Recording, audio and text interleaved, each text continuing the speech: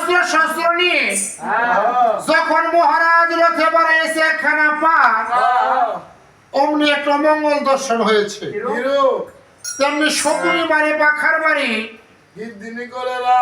সম্মুখে এসে দেখা দিল আপন ধনুকে মহারাজ আয়স্ত সিঁদুরের ফুটা হয়ে গেল কালা প্রথম আজে ভার ভাঙিয়া হাদিসে আমার শালা শালায় শালাকে দুইবার বললেন কি রে? এ আমি যদি মনে করুন তুমি গোয়ালতা হ্যাঁ তুমি দেবেছে আচ্ছা যদি তা হ্যাঁ যদি কাঁদিছে গোয়ালা গন্ডের দৌড়া দিয়া কিছু বাকি করবো আমরা এই জন্য শালা করলে দোষ নয়। আমার হতে না তাই তো সাই বলেছে কাঁদিছে গোয়ালা হ্যাঁ বলে আকাশেতে মেঘ নাই গণগণরা আজ রথের ধ্বজা ভেঙে উল্টো চলছে আজকে একটু সাড়ে সাড়ে দিতে অমঙ্গল আজকে কোনো বাবু বেঁধেছে না কুশয় আজকে কেমনে বাবু রবিদের কইছি বাইতে দিদিতে কই তো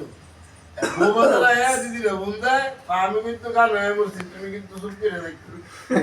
আমরা তো বাইতে কই আয় আমি বলে গেল যাই আমরা একটু আশীর্বাদ দেবো কি রে বই নে তোর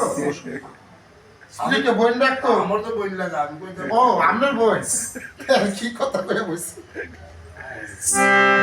তাই আজকে কি করেছে মা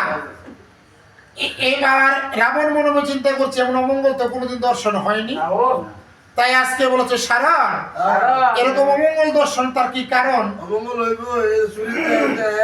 বড় ভক্তি গেলাইছে না তাই বলেছে মহারাজ তুমি যে কোনো কর্মে যে দিন যাও তুমি তোমার মাকে ঘর থেকে প্রণাম না করে কোথাও যাও। এখন মা এই যে একটা কথা